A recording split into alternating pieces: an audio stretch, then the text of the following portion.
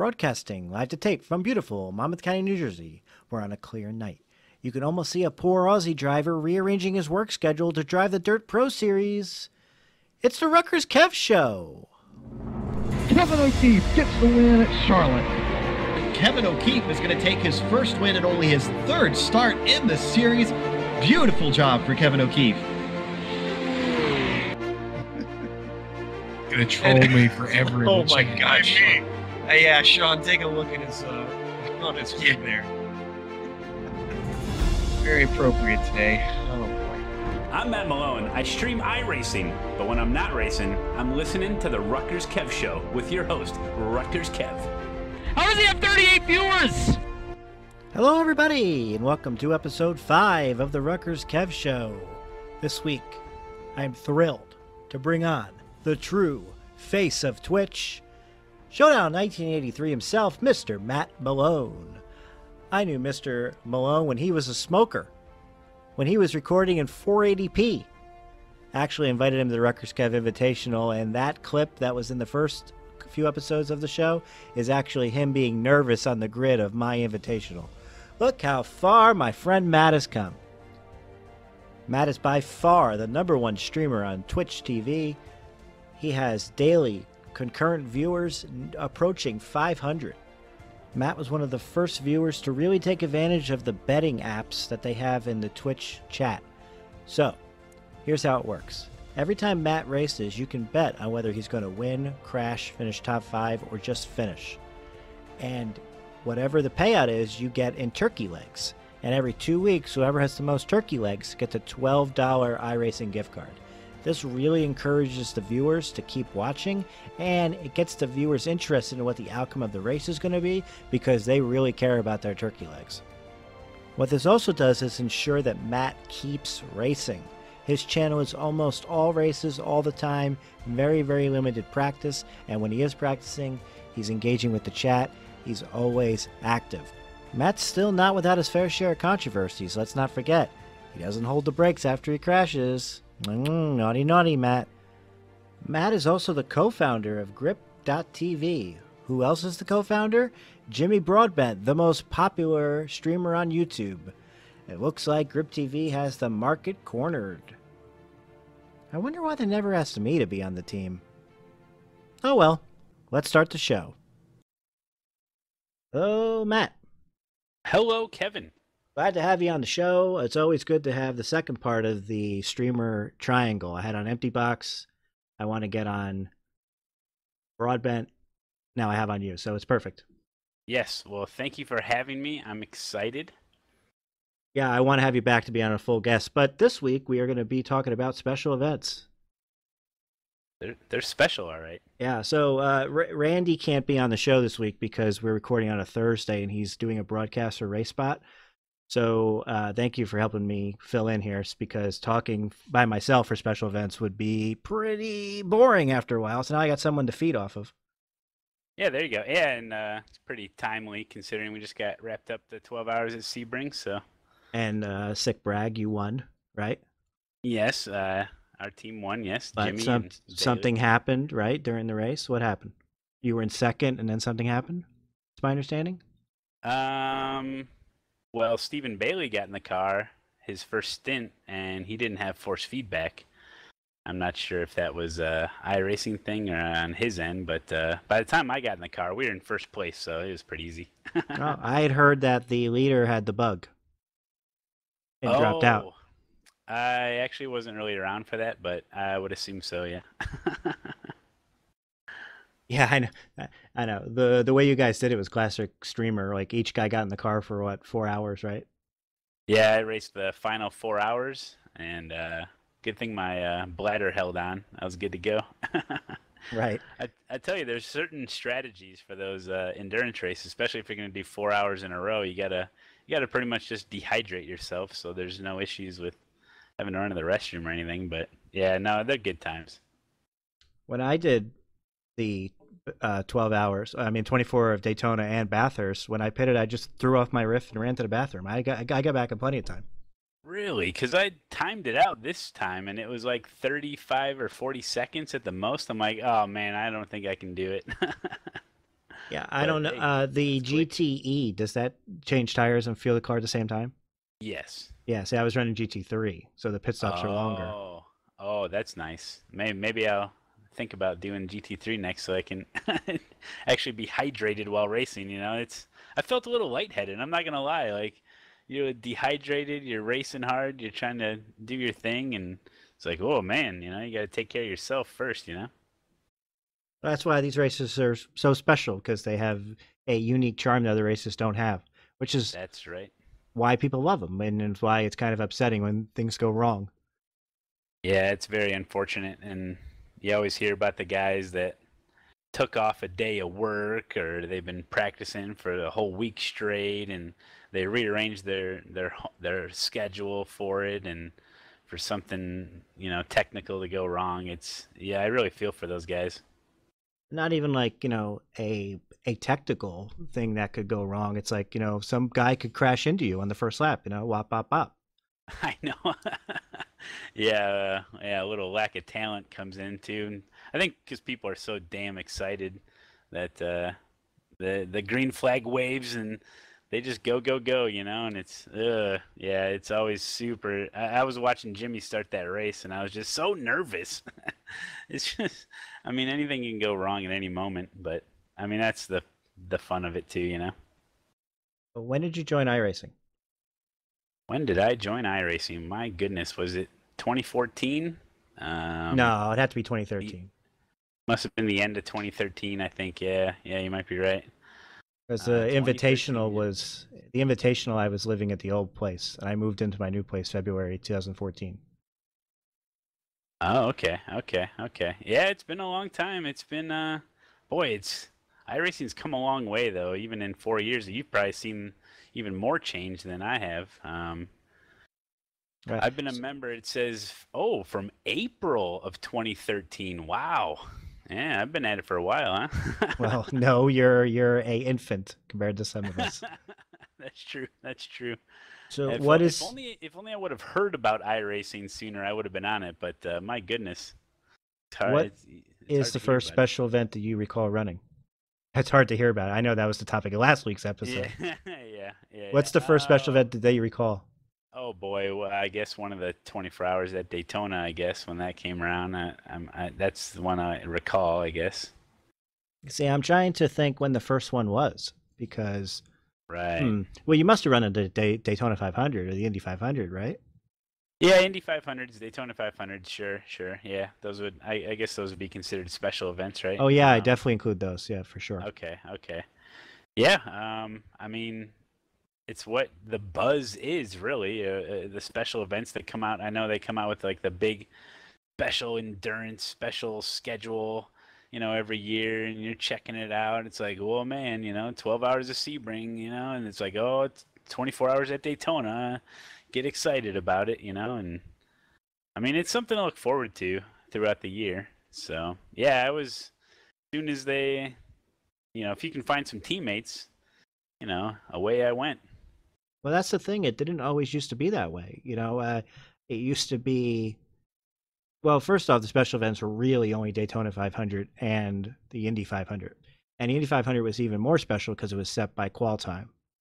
So the Indy 500, they had a month-long qual, and just how it used to be at Indy, and then the top split was just for the top qualifiers. It was 4-lap average. That was even way back in the day.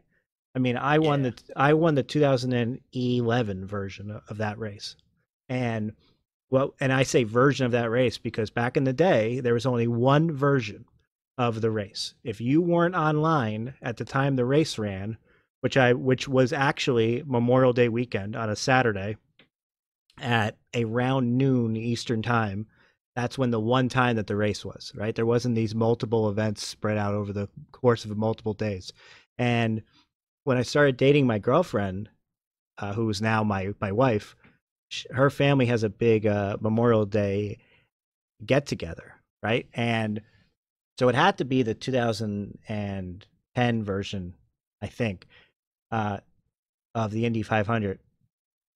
Yeah, it had to have been. 2010. But I'm never sure about these things. They all blend together. Right. But so I was living in Dodge City, Kansas, and we had to drive to Nebraska. It's like a 6-hour drive. I actually brought my wheel and hooked it up. I hooked it up to my father-in-law's desk, and I had no idea if his computer could even run iRacing, and it did. And I ran the Indy 500 like in his office, you know, specifically because if you weren't there at that time, then you missed it. And Right. that's like, and there's no other race like that. There's no, I mean, even just your regular everyday series, they don't have that, like, that motivation to be, I have to be online at this time to run in this race or I'm going to miss it, right? Even you're running Lotus 79 on Thursdays for a strength of field race. Well, there's another one on Sunday. So there's not Right. even that, like, you know, so that's what makes these events special. And that's what makes these events stand out. I mean, I have a comedy bit where I do the Dr. Disrespect and I talk about how I'm the winner of the 120 minutes of Sebring. And I am. And I'm the winner of the Indy 500, you know, and I am, you know, and in my opinion, I'll always be the winner of the Indy 500. Now it was split 6 or something. Hey, you But don't have to mention that. but there was only one Indy 500, and if you crashed out, you had to wait till next year to run it, and that's it, right? And that was what made these events super special. And now it seems like, especially on the road side, we've gone to these team events. It's and multiple time splits. It really has taken away from the, you know, they're still special, but it's taken away from the, you know, I am the winner of the race. Unless you win the top split that's broadcasted, of course, that's different. But I'll never be at that level. That's above me. That was originally their plan, is to have the one event, but remember they started the extra time slots to kind of lessen the load on the servers so they could spread all the members out into 2 to 4 different time slots. So really, I would imagine if they ever did get their things together, get their things fixed, that they would go back to just the one time slot. Because remember, they're like, well, now we're going to have multiple time slots to kind of spread the load over the servers. And that's how that kind of went down. That's how I remember it. It was the reasoning behind, you know, adding extra time slots. Because, I mean, what's so special about a race if you crash out and you can sign up for another one the next day, you know? Right. And but that's what you're saying is right, and that's happened with the Daytona 500. So now, let's get into, we talked about how special events are special. Now let's talk about, you know, some of the issues that's been with special events over the years, okay? So there's been a lot of what I would call rain delays, okay? I've been playing online games. That's almost all I've ever done in my computer gaming experience has been with online games, whether it's, you know, all the way back to Duke Nukem 3D, you know, with my friends, or, you know, all the way back then. Okay. So I understand that when you're dealing with computer games, servers are going to go down and they're going to get overloaded and things are going to happen. Right. So I never, ever got like super pissed off when the servers got overloaded or anything like that. In fact, I made like a whole series of live streams where I just opened up Twitter and I just read the iRacing feed of all the people that were really angry. And it was like really funny stuff, because just the rage from these people. And I never really felt that way. You know, I understand that things happen when you're dealing with a computer game, and they'll fix it and they'll reschedule it, you know? But that definitely has, and they always did reschedule it. They always did fix it until recently. I don't know. Have you ever been in a special event like that where it got rained out, quote unquote? Yeah, it was the Indy 500 3 years ago. I pulled it up on the YouTube because I remember making a video. It's only 8 minutes long, but the name of the video is Indy 500 Full Race. 8 minutes, and I think it's just me looking at the website and it's broken. Yeah, right. I'm just looking at the website. It's completely broken. And I don't know if they ever rescheduled it. They probably did, but yeah, that's when the entire website went down. No one could even get into a server.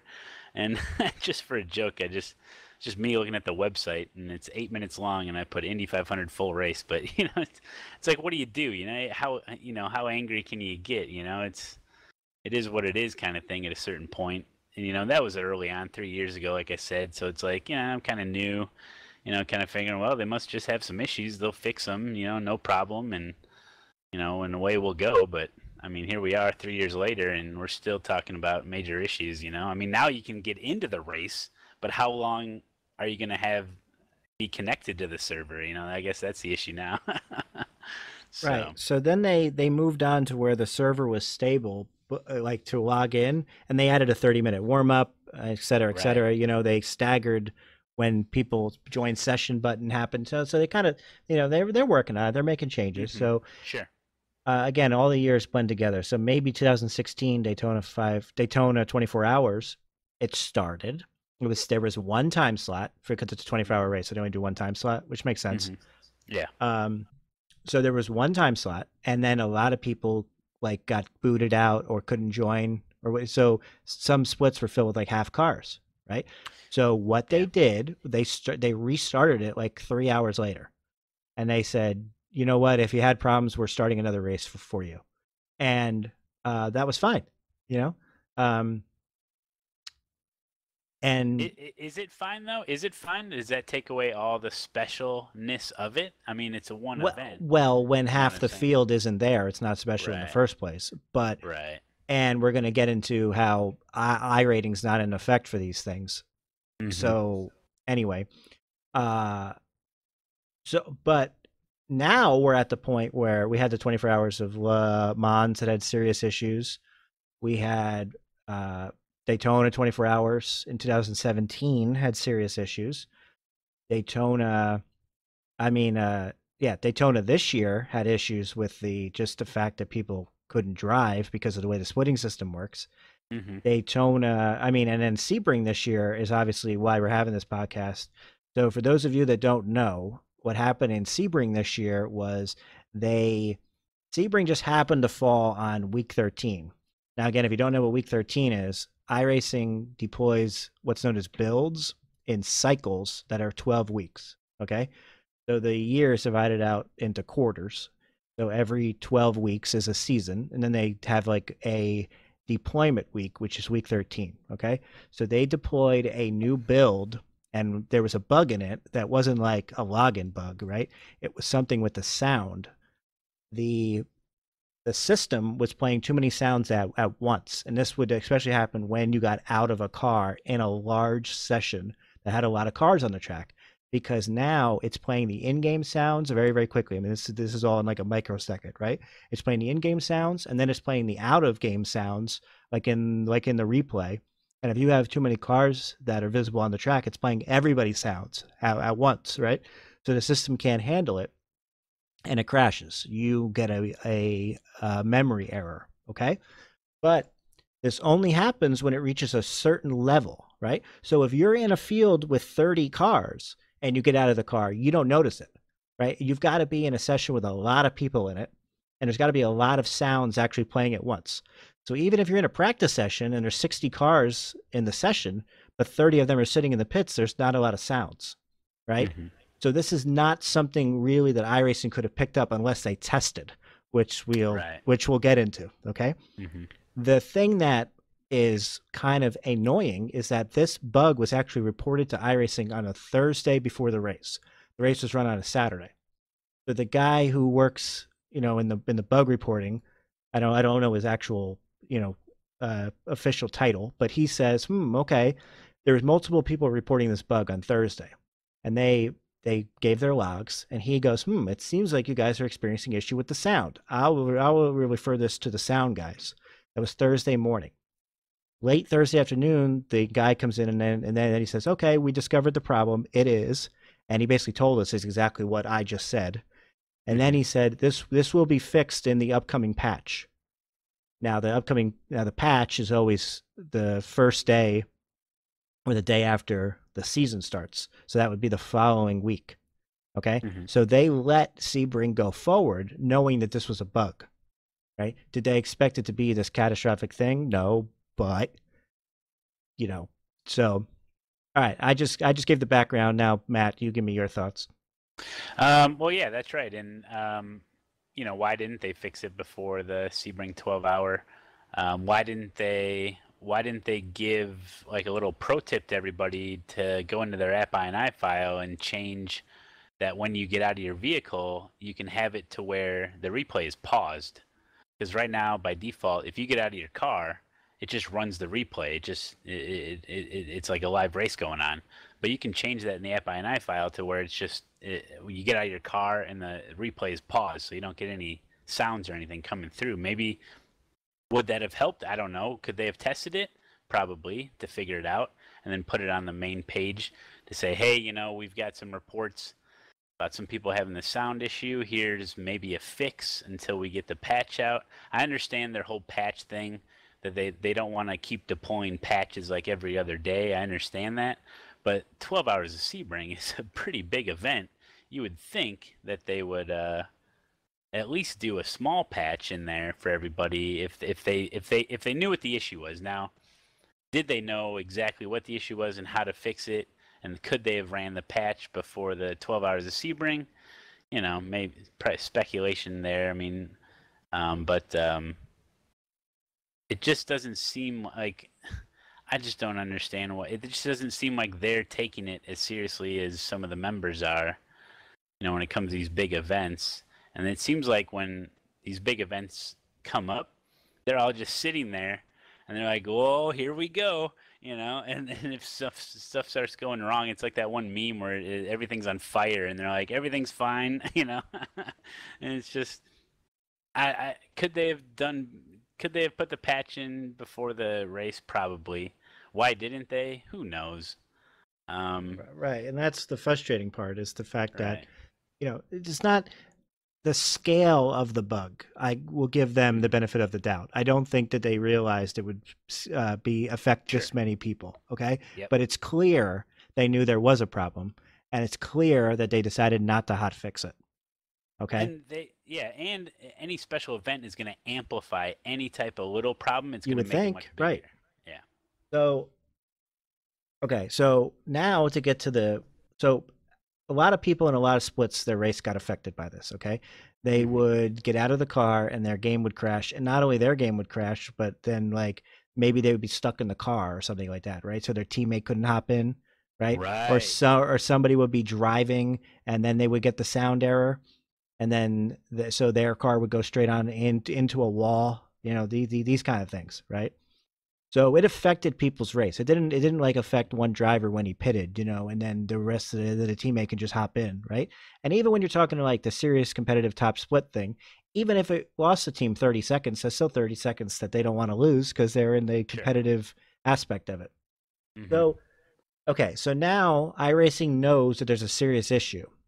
There's another race coming up because it's a 12-hour race, so they're going to run 2 races, and they're doing this not to lessen the server load. They're doing this because of time zones.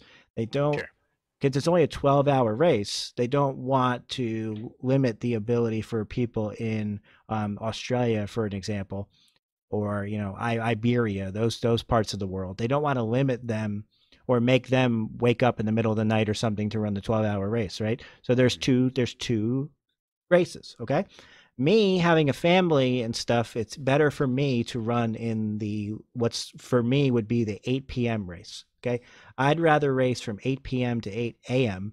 than race from 8 a.m. to 8 p.m. right? Because at least racing at night, I can spend the day with my family. So I plan to run in the 8 p.m. race. Okay, so I get online around 7:20. I'm going to register, and I hop in a practice session. Waiting for the things to go. And then within 10 minutes, I hear that the 8 o'clock race had been canceled and, completely gone, canceled. And not only that, because there's no other way to cancel it, they had to actually delete the entire series. Yeah. So because there's no way to just cancel a session. They just had to, the quick, easy way to fix it was just erase it from existence. Okay. So now you have drivers, there's only like an hour left in the first race, but now you have drivers who were like about to do a driver swap, and his teammate can't get into the session because there is no session. There's no Oh way to my join gosh. because this series had been deleted, right? And then you've got people who like weren't on at 7:20, maybe they logged in at 7:45 wanting to join the race, and they go to their like little option, they go to their scroll down list of series, and there's nothing there that says it's 12 hours of Sebring, and they're like, "What?" Right? So It's now they just go to a the forums. it's What just a was the post on the huge forums? clusterfuck. Okay, so Yeah. what was the post on the forums? Okay, the post on the forum says, because of this serious bug that basically I talked about earlier, because of this serious bug that is affecting most of the drivers, we have no choice but to cancel the 8 p.m. race. Okay, we have no choice. Right? So, it's so at that point, if they have no choice, okay, by the way, now they've allegedly fixed it. Okay, now we're recording this on Thursday, the race was Saturday. Now they've allegedly fixed it by now, okay? They're not rescheduling it. No. No. That's it. That's it. Yep. They had no choice but to cancel it. And by the way, we fixed it, now we're not rescheduling it. Okay? So people like me who had practiced for a week, and people who are serious about it, in the 4,000 I ratings, who had practiced, with their team, and they was really serious about it and dedicated. All those guys don't even get a chance to actually race in the race. And you may say like, "Oh, what's the big deal? It's just one race, and it's not even for I rating and blah blah blah blah blah." Well, the big deal is what we just talked about before, right? Winning the race is something that you as a iRacer hang on your hat. I can call myself the winner of Enter Special Event here. Okay, if I don't even get a chance to run in it, that's really, really disappointing. And the fact that they're not rescheduling it is extremely disappointing. And this is the way we are going now. And it's not the first time this happened. The 24 Hours of Le Mans had serious issues last year. They did not reschedule it. So Matt, I just ranted. What are your thoughts? Yeah. Well, you're right. I mean, why don't they just reschedule it? Is it too hard to update everything as far as the schedule, as far as implementing it, as far as it's got to be a cost. It's got to be a cost issue. Right. And yeah. It has to be. It has to be that for some reason running these special events costs them money. It has to be. That's crazy. Because I don't know how it can. Why? What is the cost of iRacing to have the Lotus 79 go off every 2 hours and nobody register for it? Right. Yeah. No, I mean, the 12 hours, these big events, they are fun, but I've actually avoided some of these big races. I didn't do the 24 hours of Daytona this year because of a couple things, but partly because you end up worried. You're a worry wart that something's going to happen. The servers are going to break. I mean, you worry about your teammates too, obviously crashing, but some technical issues, some server thing. You don't want to be practicing. You don't want to get all hyped up for it. You don't want to invest all your time into something that really, at the end of the day, if there's a bunch of problems, what does it even mean to you? Like if half the people get disconnected from your server and you end up getting a top 5 or a podium, it doesn't really mean anything because so many people are disconnected. It's not even like a real race. And then, people have so many. And then the whole thing with the I rating, I don't know when you want to talk about that as far as, getting ringers in there and stuff and top split or even sandbaggers and bottom splits and stuff. But it's the whole thing. I'm just it kind of put a sour taste in my mouth with these big events. I don't even want to do them anymore, And the only reason I did 12 hours of Sebring is Jimmy asked me, and it had been a while since I did a big one. I'm like, well, 12 hours, and it's Sebring. It's one of my favorite tracks. So I'm like, let's do it. Let's run the risk. I'm not gonna invest too much time or effort into it. I'll run my stint and that'll be it, and it ended up working fine, but for us anyway. But still, we had a bunch of disconnects in our server, like all the other servers, and it just kind of diminishes the special feeling of it, and it kind of takes it away, where it's just like, what, screw it, I'll just do my normal races, because the everyday racing is fine, and strength of field races, on Fridays and stuff, Thursdays is fine, and there's never really any big issues there. But I really wish these big special events were everything we want them to be, and everything that iRacing wants them to be too. I mean, let's not kid ourselves. They're the people that are putting these on. They want it to work more or just as much as we do, and they got to be shaking their head, and pretty disappointed with all the stuff going on. And I don't know, maybe they got to do something different. They got to catch this stuff. They got to deploy a small patch before a Saturday race. If they find out on Thursday, just deploy it. A 20 megabyte patch, big deal. You go to your iRacing page, download this quick, boom, you're done. Like, why can't they do that? I just don't understand. Like, most games you open up Steam. Let's say you play a certain game on Steam. Let's say you play it like 3 to 4 times a week. Sometimes every time you go on Steam, there's a little update. Oh, a 50 megabyte update. Oh, a 100 megabyte update. Oh, okay. Well, they're working on the game. No big deal. There's a little patch notes. Boom, you're done. I mean, it's become very normal nowadays with gaming that the developers are always working on the game. They're deploying as soon as they find something out and they solve it. Boom, send it. Send it to the client so they can download it. It's you see it all the time. So why can't they do that? I don't know. Why am I not all hyped up about 12 hours of Sebring or 24 hours of Daytona anymore? It's just because of what I've experienced so far. It's really hard for me to invest my time in something that by the end of it, you're like, meh. You're like, yeah, whatever. What's next? Let's jump in a Mazda. At least I know from beginning to end, this is going to be a legitimate race, and nothing bad's going to happen. So, And with the team racing aspect, there's no skin in the game. Now we're gonna get into that after we take a phone call. But I was in the 24 Hours of Daytona this year, and with I don't have a team. I've never had a team. I kind of am a independent guy, and that's because of the streaming. I don't, if I stream and I'm on a team, we have to be on TeamSpeak together, and then their voices are going to be heard on the stream, and maybe I'm talking to my chat room, and everything like that, okay? But I wanted to run 24 Hours of Daytona, so I joined a team, and we ran, okay? So we had a serious accident, okay? So we're extremely down on speed, and the whole hood of the car is crumpled up, and I'm in virtual reality, so I can barely see anything, right? Because of the family and stuff, the hours I have to. Oh, by the way, and I was on a team with all Euros, so I had to race when they were asleep. Okay. Oh, so you're just kind of by yourself then. Right. It's okay. So I have my chat room and stuff, so I'm not. I don't. So it's not that bad, right? But okay, so I have to wake up in the middle of the night, basically, or stay up all night, okay, to run in a car that's 18th place, off the pace, totally damaged to the point I can't see. For what? We were in 18th place when I hopped in the car. We finished maybe 12th or something like that, right? For what? Right?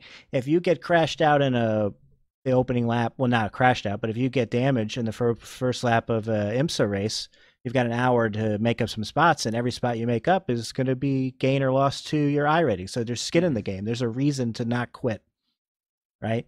And people are going to say, well, that's the whole point of endurance racing is to not quit, and that's true. That's why I didn't quit, right? But at the end of the day, I was like, did I really have fun doing that? Was that a positive experience? Right. And that is some serious issues because these special events are losing their lackluster for people at the 2,500 I rating. The people at the top of the sim consider it a major serious event where they're going to show their sim racing muscle, and I totally understand that. But when you're talking like people at my level, it is like, why? And maybe that's just me because I don't have a team. It could be the fact if you're on a team, there's team bonding and blah blah blah blah blah, and I can totally understand that. But and I don't know. I want to take a phone call before we move on. We've been doing this for 32 minutes already. Oh wow. Okay. Yeah. What's the lines are open. The grid is wide open. Yeah.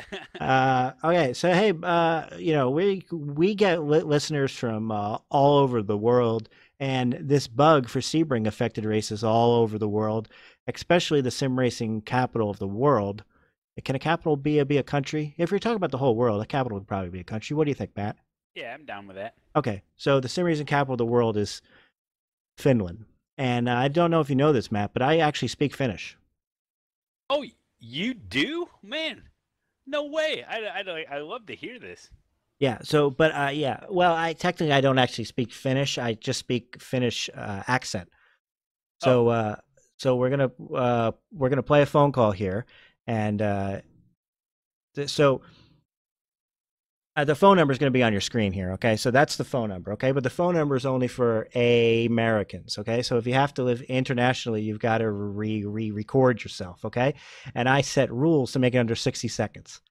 And this was the only recording I got or phone call that was actually 60 seconds. It was 60 and a half seconds, Matt. Right? So I think I feel bad for this guy because he might have actually recorded this 5, 6, 7 times before he actually sent in the best one. So I can tell he rushed through it. So he's rushing through it, and he has this Finnish accent, Russian, Finnish. I don't know what country he's from. So some of it was a little hard to understand. But luckily, you've got interpreter RutgersKev here to help you out. So let's go to the phone call right now. Okay, so basically right now at endurance racing, only ski is the limit. And I'm not talking about sky, I said ski is the limit. RutgersKev translation. I actually have no idea what he just said. The problems are everywhere. I thought Lemo was going to be the wake-up call when the drivers organized the protest and it was seen on a live broadcast. It was not explained, but was seen on the live broadcast. RutgersKev translation. The drivers protested the 24 hours of Le Mans after all the disconnects. It was seen very briefly during the race spot broadcast, but the announcers didn't comment on why this was happening. As a result of the protest, the race was cancelled. I thought the guys over at HQ were like, okay, this is going to be it. We have to improve this. Otherwise the people are going to leave. And now people have been leaving. RutgersKev translation. I thought the guys at the iRacing headquarters would realize, wow, if the drivers are protesting this serious big event, we need to do something to fix it. Well, they didn't fix it. People after Sebring have said they're never racing again, and I believe them. They're not just participating in the endurance events. Now, these are supposed to be the special events, the cream of the crop, aside from the World Championship Series. So, I thought improving them for a company that specializes on multiplayer experience, failing to provide a reliable multiplayer experience and fixing that should be on top of the list, but apparently it's not. And I hope iRacing fixes this, because otherwise they will just see drivers leaving even more, and that would include me. Thank you. Okay, so that's the thoughts of somebody that's on a top team that's not at the top level. So his team, they basically destroy the major series in the international region, and that's a region that has like Nicky Tim, Jimmy Broadbent races in the international region. This team wrecks it up and down. Okay, they finished third in the top split of the Daytona 24 hours. Okay, so unfortunately they did not qualify for the GT World Championship. Okay, but that's the level of team that we're talking about. Okay. And so they take this race seriously. They want to run in this race to show that they are one of the top teams in sim racing. They want to get their name out, right? And for whatever reason they have, maybe it's just pride, or maybe they want sponsorship, maybe just the thrill of, the competition, right? And when these things happen that affect their race, it's you can hear the frustration. And if it's affecting them, it's affecting everybody. And if these guys leave, then they spread the word about how bad the game is, and it affects everything. So the way to fix it is to bug test. They've got to bug test, okay? And there's only one way to actually do that, and that's to put up a race give some incentive to run it, and get people to sign up for it. And they did this when they had all the problems with Daytona, with all the people joining the session at once. They actually did like a testing, like and you actually got a eye tested certificate from iRacing. And I can't remember if you actually got credits. I'm not sure. But anyway, they wanted all the people to sign up at once and join this session. And people did it, including myself, because we love the game and we want to make sure it works.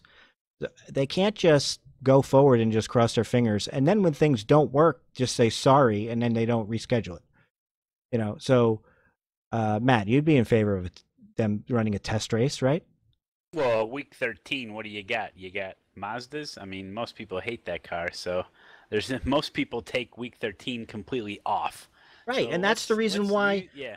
when they didn't hotfix, I can see the reasoning is, okay, well, there's no way to patch it without bringing down the whole system. Okay, but isn't that what week 13's for? Right. Week 13 is a throwaway week. Gives people a breather. A lot of people take it off. They go try some other sims or whatever for a week, or whatever. Get outside, get some fresh air. So let's utilize week 13.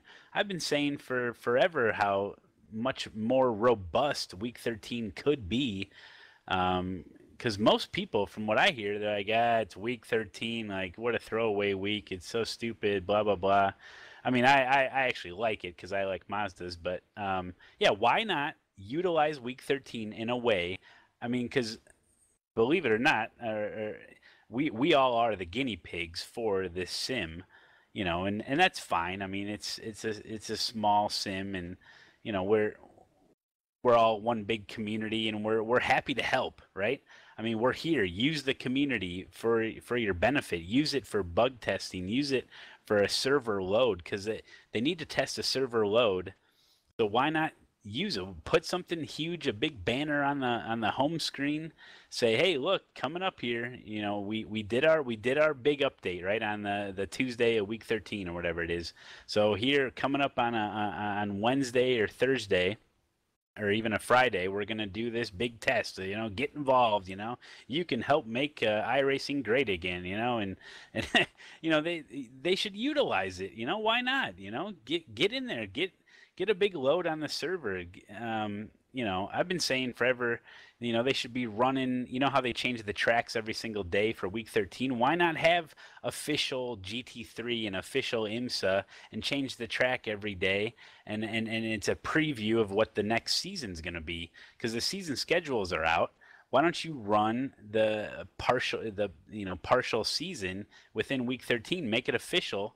Because I hate the unofficial races. It's one big colossal, explosion every time you go in there. Right. Why don't you make some of it actually official instead of just Mazda? I mean, I know this time around they had radicals and everything, but most people aren't going to be in there. They're over testing the new cars, which is fine. But everybody is I'm speaking for everybody, but it seems like a lot of people are addicted to the I rating and the safety rating that iRacing gives you with official racing. So give us what we want. We want official racing.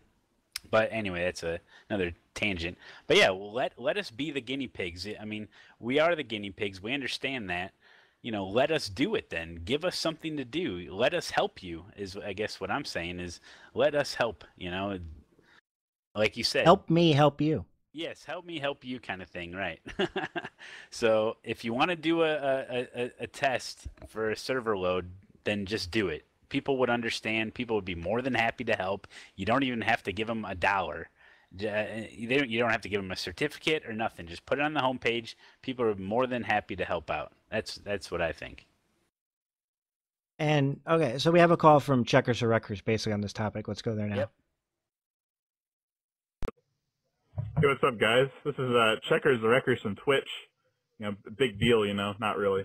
Anyways, my opinion on special events is they hype them up so much, and then they have a big failure every time. And you know what the response to the big failure of a special event is? A locked thread at the top of general discussion that says, "We are so sorry for the problem. Here's what we're going to do to fix it. Oops, we forgot that part. Better luck next time." That's what every iRacing apology is. I don't understand. You have this week 13 as your testing week. Why don't you make a race every week 13? You say, hey, at 6 p.m. on Monday of week 13, everybody click the join button on this Mazda race. It doesn't count for anything, and you get $1 if you connect to an iRacing credits and run one lap. We want as many people to sign up as possible. And then that way you know if your servers are good or not. Every time it's, there's 500 people online. We can't handle it. Other games have 1 million people online, and they don't have any problems. So that's my thoughts on special events. They hype it up, and they say we're going to fix it, but they never do anything publicly to fix it. Have a beta test server. Open it up every week 13 and say, hey, join this race. We'll give you $1 for joining, and we're going to try to figure out what the problem is. Thanks for taking my voicemail if you do take it. Thank you. Okay, so Checkers is basically saying, if iRacing throws everybody $1, in fact, they do it for free. You put safety rating in effect, and you say this is the 6 hours of Sebring test, and it's not broadcasted, people are going to show up. Mm-hmm. If there's skin in the game because there's safety rating involved, and there's a race, and it's scheduled, and people know that the reason for this is because you don't want the real serious, this counts, oh my God, 12 hours of Sebring to not F up. People are going to show up. Why are they not doing this? What does it cost them to run a 6-hour race? I really wish I knew that. I mean, it's gotta be a cost issue. That's the only thing I can think of. Because why is there not 120 minutes of Sebring? Why are you forced into a team race? Why is there not something special and unique every week? Why? It's got to be a cost issue. Why are they not rescheduling these races? That's the only reason I can think of. Okay, or they want to throw money at the hosted thing. They want money from hosted, but how much are they actually getting from hosted? Well, I mean, I understand week 13's full of hosted. Don't get me wrong, but I really have no idea. I really have no idea why there's not a 4 hours of Interlagos running right now. Like, right. Why? They do the Roar before the 24, which is a 2.4-hour race. It's kind of a big event. I mean, what's stopping them? Yeah, I mean the whole, I think Checkers just wants to get one credit. He can pay for his next oval car or something. But I don't even think we need to be giving credits out. I think people would do it for free. People would do it for free if there's skin in the game. If they if they said that this is a unofficial session, people might do it but crash out in the first hour, and then when they really wanted to test, there'll be one car on the track. Because where I'm going to now on the video is after the race crashed, after they canceled the race, I hosted a 4-hour Sebring race. Okay, 4 hours, no driver swaps. And I figured there'd be a lot of people like me who are excited for this race that don't want to stay up all night for an unofficial race that would run 4 hours, right? I think I had 12 people, and within the first hour, there was 3 of us left. Yeah, okay? But even because there's not skin in the game. There's not skin in the game. If you run a test session and you put skin in the game, people are going to show up. But even a test session with no skin in the game, just to get everyone to sign up and get in there, and let's say they only run a half an hour, isn't that that's a good testing thing to see? Well, not if the bug is when you driver swap. Right. You know what I'm saying? Yeah, they really need to establish what's going to happen. An actual. Well, right. But that's hey, I'm all down for official races with iRating and safety rating. I mean, I am for it. There used to be a world tour, if you recall, and I know that you ran in this. Do you recall the Bathurst Festival? The Bathurst Festival. I know you ran in it. It was a Bathurst race. It was like 45 to 50 minutes long in the MX-5. Oh yeah. Right. So that was part of the world tour, and the world tour actually awarded points. So it was like the 2.4 hours of Daytona, the 120 minutes of Sebring. There was a enduro quote unquote race at Silverstone at the Bathurst Festival, right? And then eventually the participation started to die down for some later races because they figured they needed to run them on a more consistent basis. So they just started to throw in basically BS. It's like, hey, we're going to run this race at Mid-Ohio that's not associated with anything, right? Right. But I got to say, like, the Bathurst Festival in the MX-5, that was a lot of fun. I had a great time, and I would have never raced like if the MX5 season went to Bathurst, I never would have ran there. But because it was a special event, I was there. And not only was I was there for 2 time slots. You know, Right, the 100, right. Yeah. the 120 minutes of Sebring on the year that I won. I actually ran in a league in the morning in DuroPro. Then I think I had an hour break. I actually ran in the full 120 minutes of Sebring. I didn't crash. I finished it. Then I ran in the second one. That was later on. That's the race that I won. I raced all day, right? Because I didn't have to worry about a team, and it was a special event. It was serious, you know. It was, and there was iRating in effect back then because there wasn't a team. Why have they gone away from these? I don't understand. I don't know. I want official racing, big events. I ran the Daytona 2.4 all 3 time slots that one year. Right. I mean, and so why wouldn't fun. you? Yeah, because there's iRating involved. Yeah, and as a content creator, there's some great stuff there. Right. And I think it has to do with something with the driver swaps, and they can't figure out how to implement iRating. That's got to be it, because you talk about these little events, and it's just there's no driver swaps. That's why there's iRating. I mean, that's got to be it. But great, there should be iRating, and there should be 2.4-hour events. Why? Mm-hmm. Why did they stop this? I don't understand. I don't understand. They have I don't understand the answer. When they stopped the world tour, the excuse was, well, the participation wasn't that great. Are you kidding me? How many dead series are running right now? You know, the Radical series is still going, and they're like, what, every 4 hours or something like that? You know what? I don't get it. I don't get it. I'm repeating myself now, but yeah, no, I mean, it boggles my mind. And the only thing I can think of is that is that for some reason running a big long event costs them money. Yeah, do they need it to be sponsored? Are they waiting for somebody to come in and say, "Hey, look, we're going to run 10 events this year.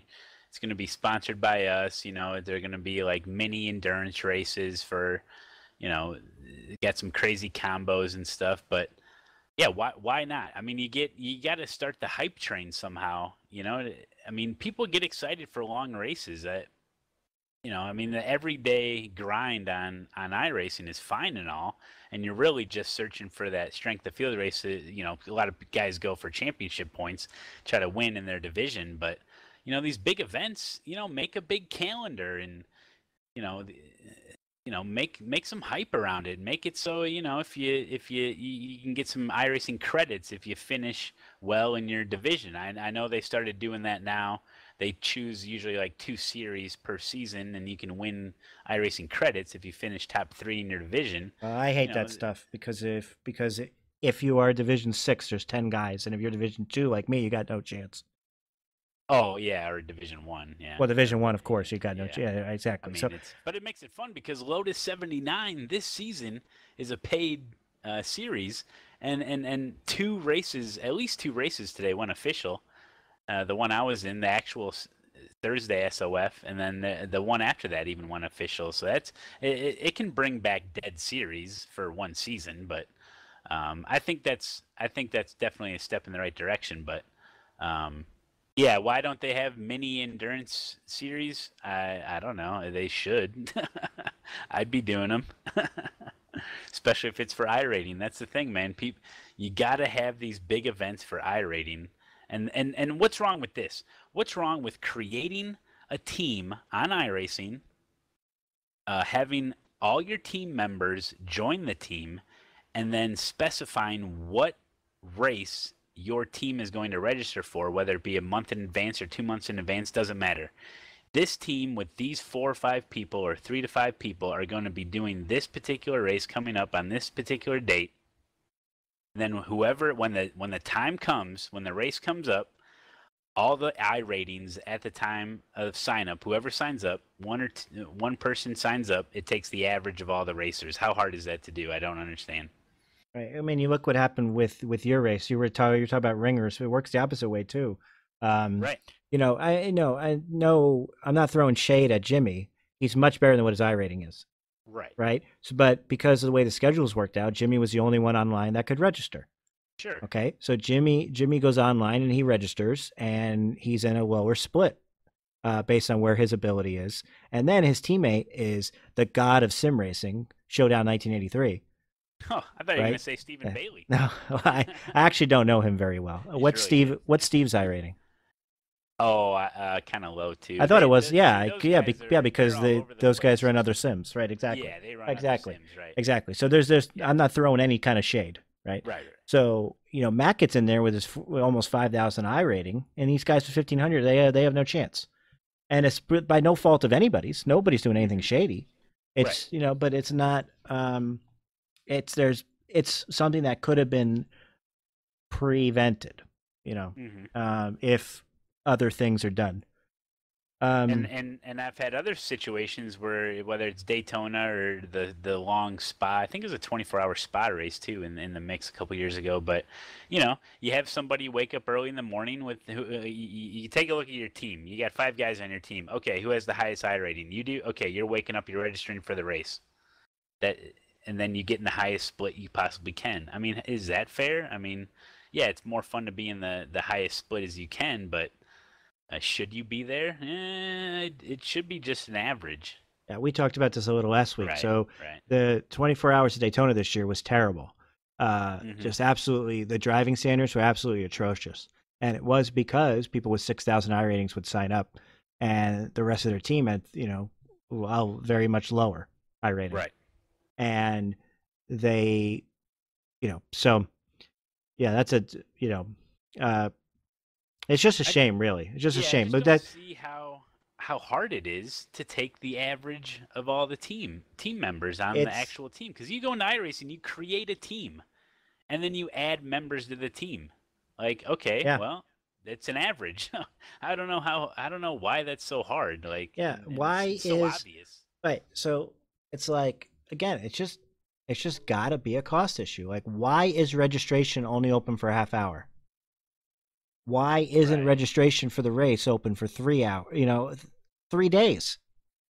Yeah, I mean, it really goes back to, is the base code so archaic that they physically can't do certain things without breaking something else? Right. They kind of backdoored into team racing through single drivers, and now they're kind of in what they are, right?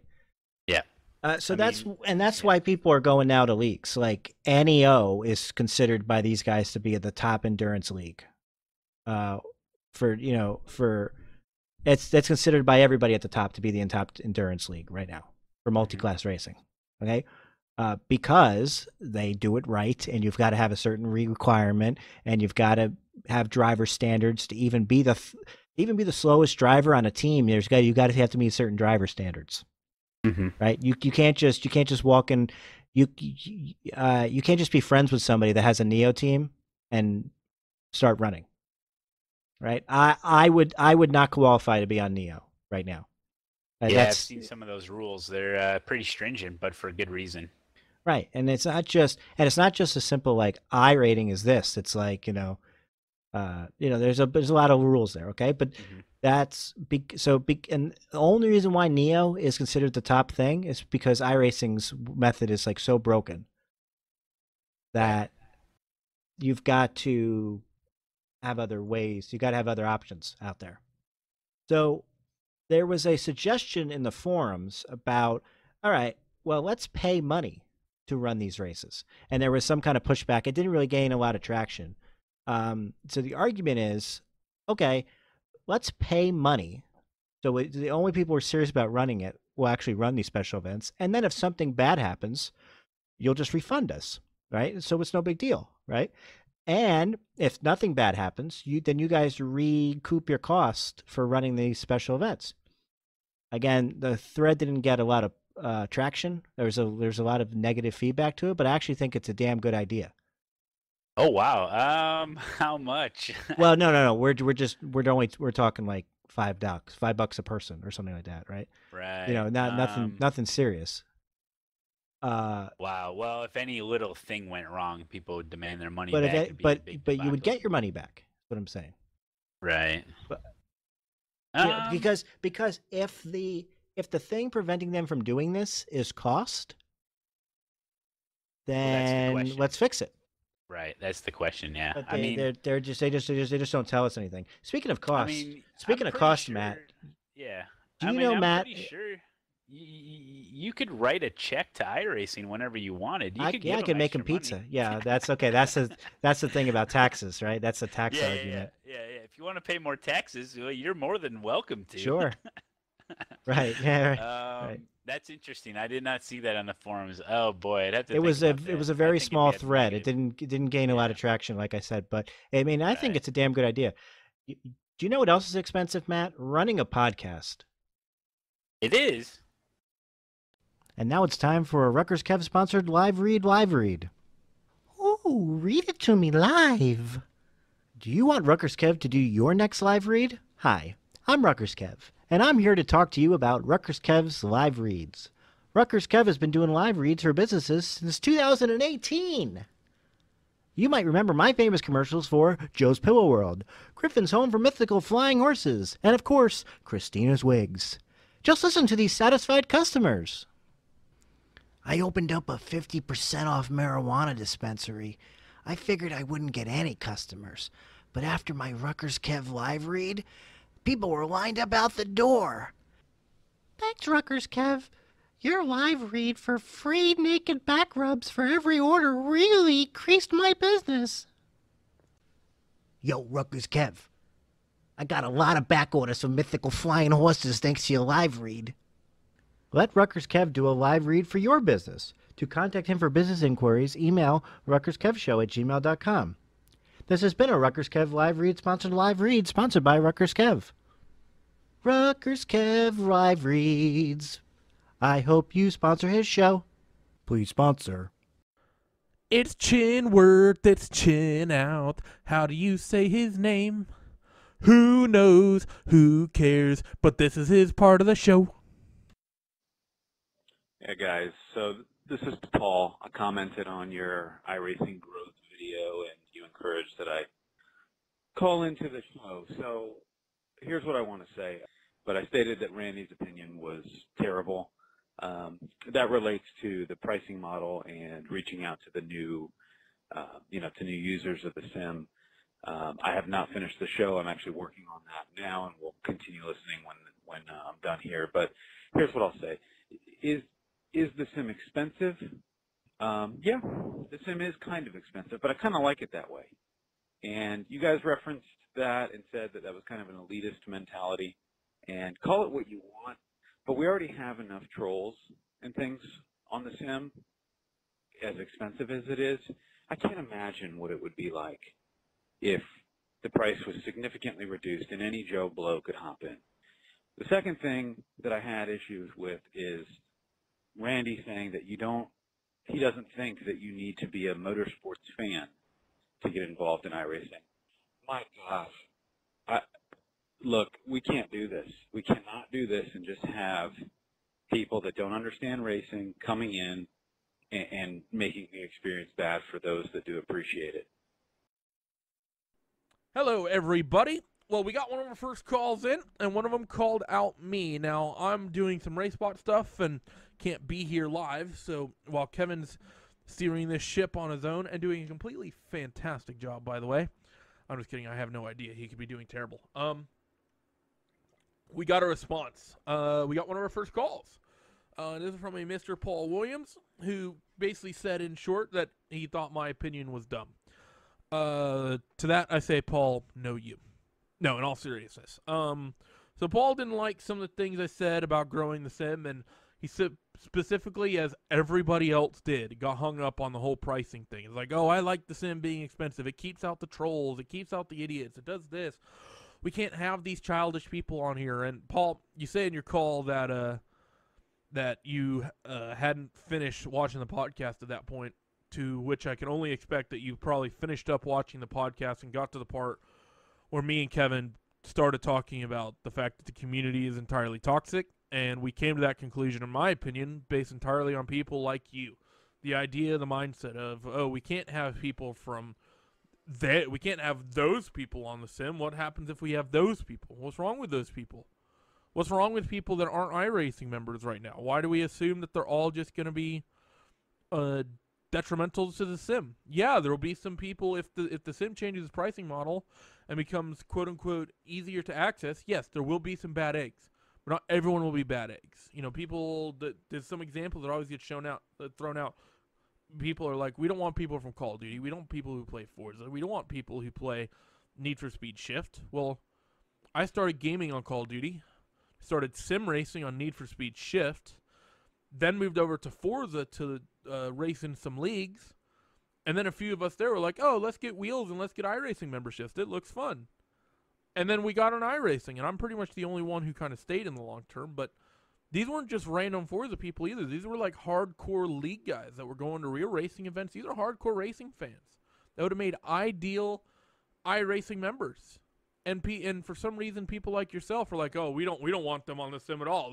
They're filthy casuals. They're gonna wreck everybody. Well, based on what evidence? You know, to completely ostracize an entire group of people, it's xenophobic, it's elitist, and quite frankly, it's dumb. In addition, you talk about, oh, well, what do you mean Randy wants, you go on, at some point I mentioned something about attracting new motorsport fans. And you didn't like the idea that could be a thing. And given your accent, I'm gonna assume that you're from the United States. And if you're from the United States, if you pay any attention to the racing series as closely as you think you do, you know that viewership is way down, and you know that fan numbers are way down. There's a couple reasons for that. You know what one of the big reasons is? Because in racing in North America, we lost several of our big sponsors when the whole tobacco laws came in. Winston and Camel are kind of the two big examples. And people say, yeah, sure, NASCAR lost the Winston Cup sponsorship. So what? It's not just that NASCAR lost the sponsorship for their top-level series. Winston injected so much money into the grassroots racing scene that it was dumb. So many short tracks were getting money from Winston and NASCAR, and they were getting money from the tobacco companies were bringing in so much money that the tracks could market themselves. There was a consistent flow of seats and of fans getting into the seats at those local racetracks. And there's a pretty strong correlation between the grassroots scene, you know, being on a big downward trend the last 20 years, to when the tobacco industry basically got told that they couldn't sponsor things in the way that they were able to in the past. Has anyone ever noticed that? Do people not ever think about it? I mean, Kevin Harvick and Tony Stewart, they both kind of talked about it in their post-race press conference after Pheonix.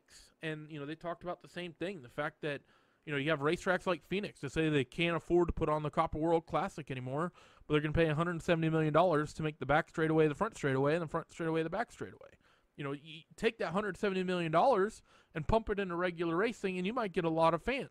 And in addition to that, what's wrong with using iRacing or using sim racing and esports as a way to build real motorsports fans? You know, what's wrong with someone coming across something? Maybe they flick on a NASCAR race, or maybe not even that. Maybe, you know, maybe they're going around on YouTube or something, and they, for some reason, something comes up as a suggested video, or it comes up on their feed on YouTube or something, anything potentially, and they're like, oh, what's this? And they watch it and they go, wow, this is really cool. This looks really fun. Even if they're not a traditional motorsport fan, they could be into it.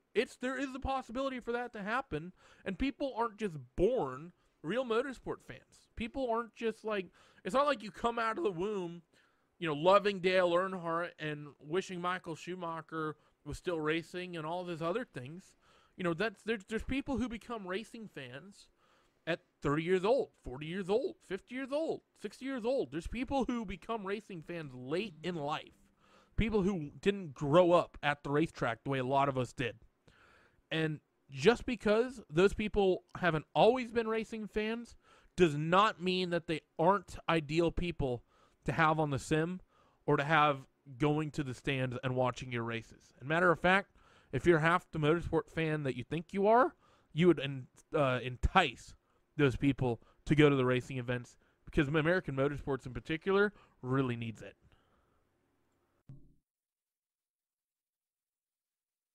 All right, shots fired from Randy. Let's throw it to Vic.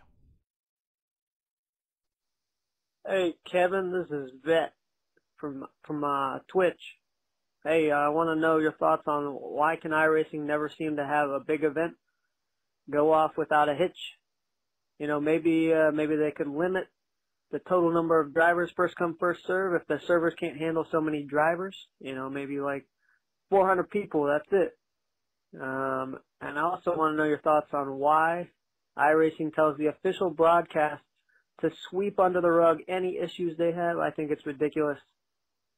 Thanks. All right, so Vic's suggestion here is to maybe limit the number of drivers that can join these special events, because that would decrease the load on the servers. I'm obviously very much against that, as somebody who's been in the trenches of the 1900 I rating for a long period of time before I eventually got good at especially oval. Right, so I wouldn't be in favor of restricting. I would assume you're the same way, Matt. Yeah, there's no way people would get too mad. Yeah, and it's everyone has to be included. Everybody deserves to run in the Daytona 500, just as the same way that everybody who had scheduled to run the 8 o'clock 12 hours of Sebring deserves to run that race. But that's okay. I'm still steamed. I mean, I understand what he's saying to try to lessen the load on the server, but that's not our fault. That's on iRacing. They should have a server that can allow 400 people, or 1,000, 1,000,000. I mean, come on. Yeah, Vic's second point was, why does the official broadcast sweep these issues under the rug? So, I mean, if Randy was here, he'd have a better answer for you, and I don't know what he could tell you. I will tell you what I know, okay? And I'll tell you what I think, okay? So, these broadcast race spot in particular, okay? They are the broadcasters for all the World Championship events, okay? They get paid for that, okay? They are in a business relationship with iRacing, okay? Whether you like it or not, okay? And the better that iRacing does, the better Race Spot does, okay? So they are in no position to be there spouting off on how iRacing sucks, especially when they broadcast on the official iRacing channel. I mean, it's never going to happen. Okay, so why do they sweep things under the rug? Because they do. Okay, it just makes sense. Okay, if now it's up to us as the content creators to now, to call them out, to take the clip of the driver sitting on the front stretch of Le Mans that RaceSpot accidentally showed during their broadcast. It's our job to take that clip and then put out a news show or something like that talks about this. It's not the job of the broadcasters who are on the iRacing official YouTube channel to call out iRacing. I would assume that you agree, Matt. Right. Yeah. No, they're trying to show the product in the best of light. So of course they're gonna do certain things to make the product look better than it actually is, or, and for just a normal content creator, we're not under those rules, so we can do whatever we want. But no, I understand why they do it. It's just, I can still be kind of mad that they do it, but it is what it is. I mean, to me, it would be much better if they did, like, if they laughed it off, like, hey, look at this, like, well, sometimes there's issues, and not everything's perfect in this world. I would be much more satisfied with the product if they were forthcoming with this stuff and just kind of laughed it off.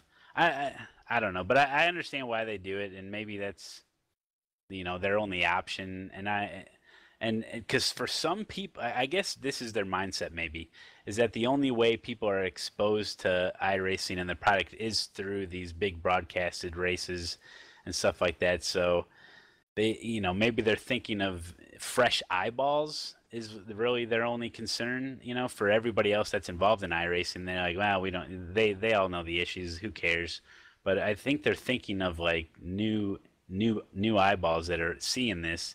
And they're like, well, we want to show the product in the best of lights.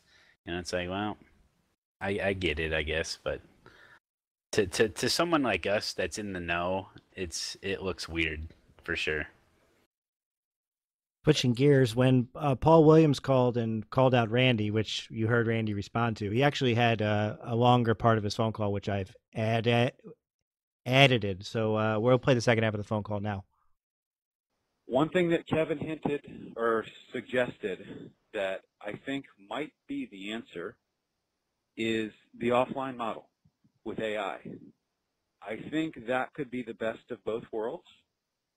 I'd actually really like to see this idea get some traction. If you had an offline model, operates completely separate from the online-based sim, downloadable exe file that just runs on your local system with AI, gives you access to all of the content, but they're like, think Quick Race on a console game. There's no career mode, there's no anything, but it will let you fully experience the sim, all of its content. It's basically a one-time creation for iRacing. I would say just put it out there and don't even update it for 5 years. It's enough to give people the feel for the sim, so you can see exactly what it's like.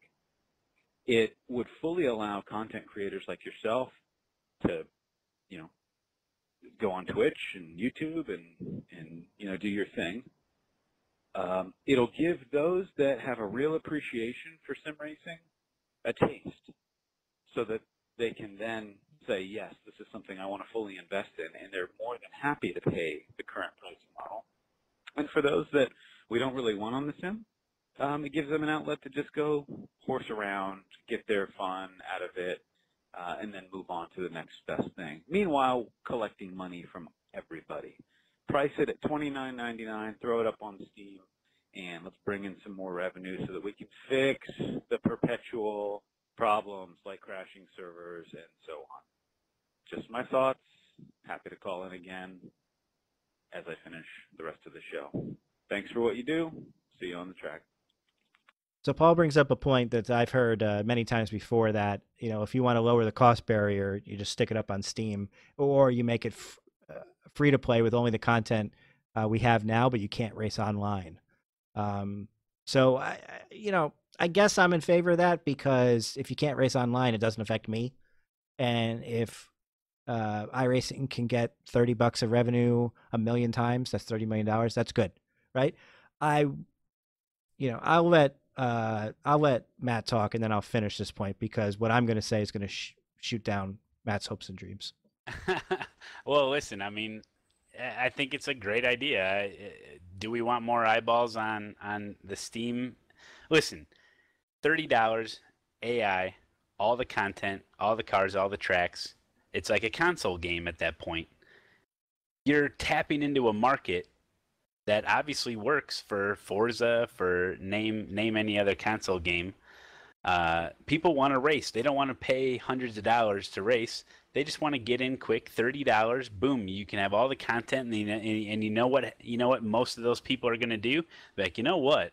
I'd like to really race some guys online. Let's see. Let's go check this out. Let's go delve a little deeper. I think it's a great starting point to get people in the sim, to get people practice, first of all. I think it's a great idea. And like I said, if X amount of people sign up, $30 a pop, you know, you're looking at a really good revenue stream.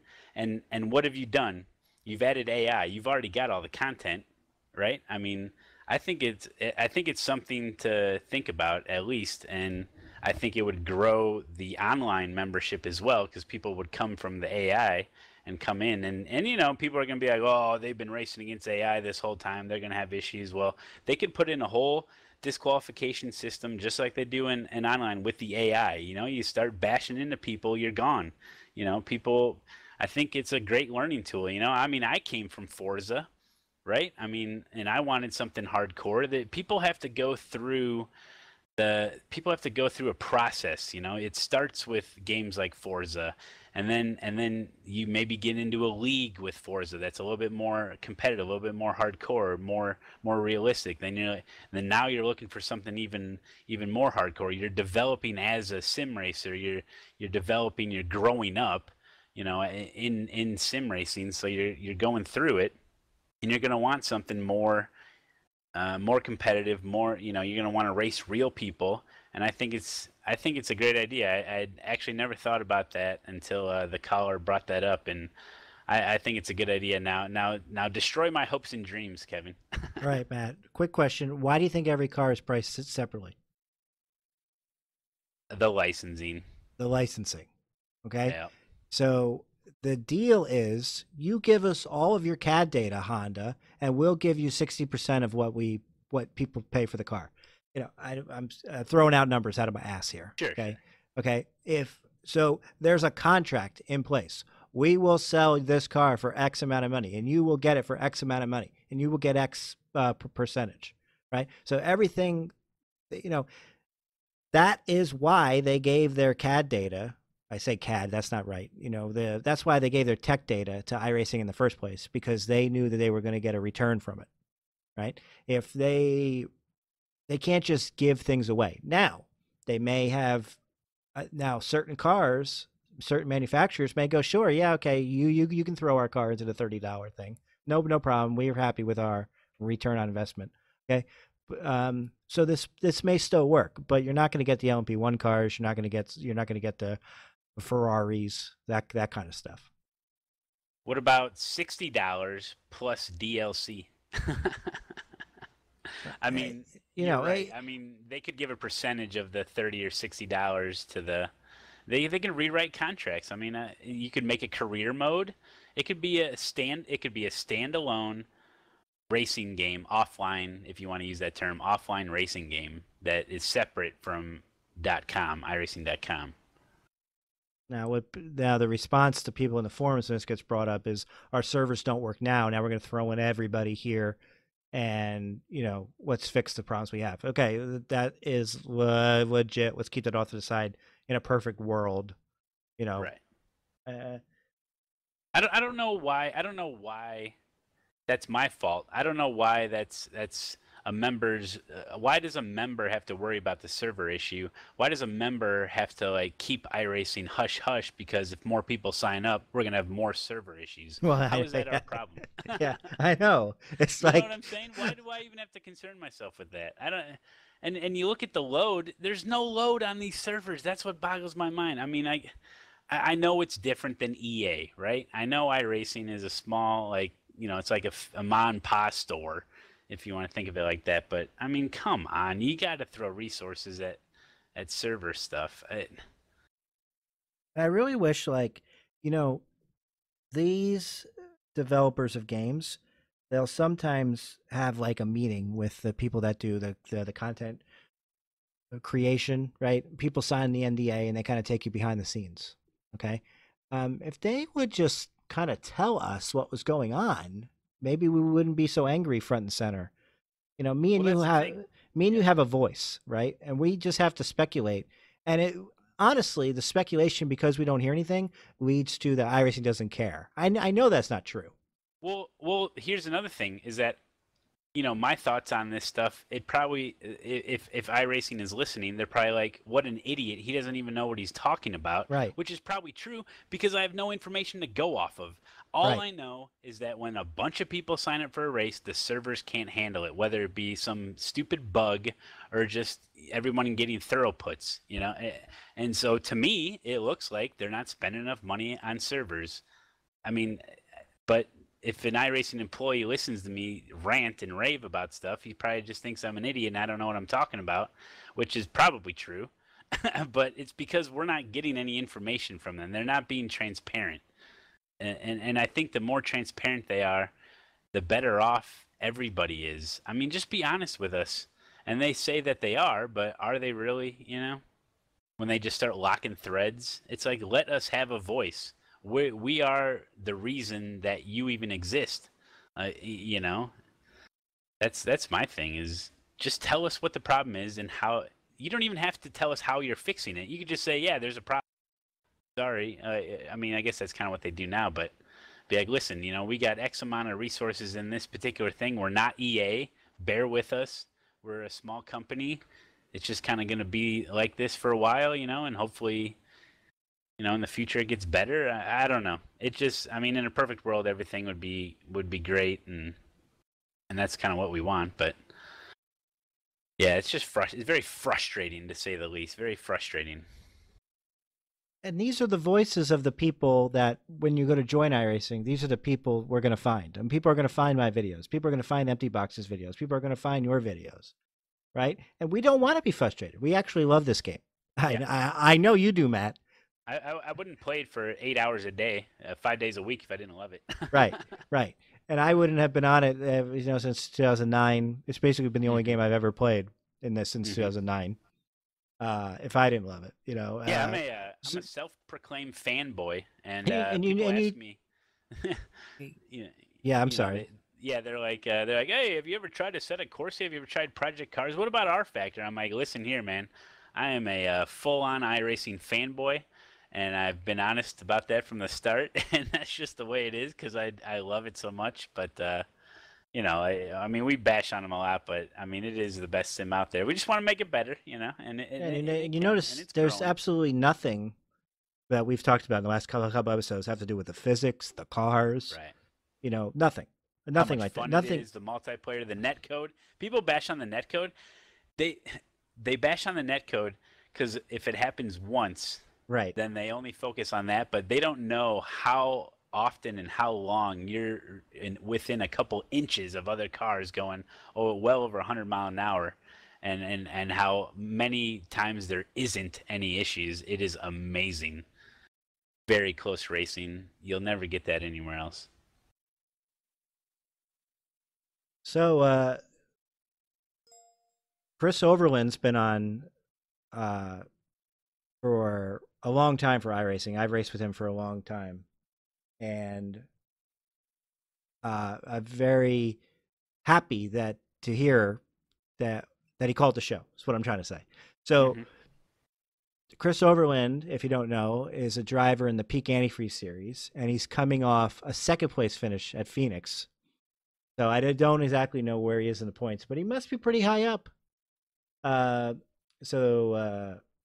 He had some positive thoughts, and he kind of talks about what we touched on the last episode. So let's play his call.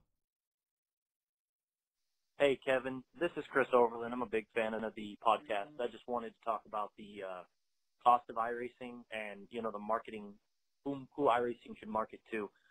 Heard this on your previous show. So as far as the cost of iRacing is concerned, I do agree. It is, it keeps all the trolls out. $4 for a cup car. I'll spend $4 to go backwards in the middle of a top split race, that kind of thing. But keeping the cost up is fine for me. Another thing that I don't think you guys talked about is the community value. You can make a ton of money on iRacing by painting paint schemes. They go for like $10 a pop. Making setups. Setups are a huge deal right now. If you learn how to make a setup, you basically free way to make money. There's contests and giveaways all the time for sim equipment and, things of that nature. And competitive racing, for the longest time, Scott Granberg was doing $10 to win races, and that's a track a win. So maybe for those who aren't so great, the casual sim racer, but those people aren't going to be the ones who are buying all the tracks and trying to run NIS every week, And then as far as the marketing value of iRacing and who they should market to, there's got to be more marketing for the NASCAR community. The WCS Road Series, they haven't had a sponsor, I agree, but I don't think that's a very marketable, just from a base standpoint, I don't see a lot of people watching that series. We do hit about 5,000-6,000 for the Peak Series. And the fact that we're battling with, R Factor and NASCAR Heat for the NASCAR side, they're getting commercials and things like that while NASCAR races are playing. If we could get out to those same people who are playing NASCAR Heat, which is a completely unfinished game, we could have a lot more people on iRacing, but they're just not marketing that specific area enough. So that's just my personal opinion. You can do what you want with it. Thanks again for putting this show on for all of us. So next week I have to go visit my wife's family. Okay. I'm actually going to bring my microphone with me, and I hope to record a show from the hotel lobby. Right. So I do want to touch on the monetization of iRacing, whether it's from, the content creators, the people that make paints, the people that make setups and sell them, VRS, So I'm going to get into that in a future episode. I can't promise it's going to be next week, but I hope it's going to be the next episode. Okay, so let's not touch on that.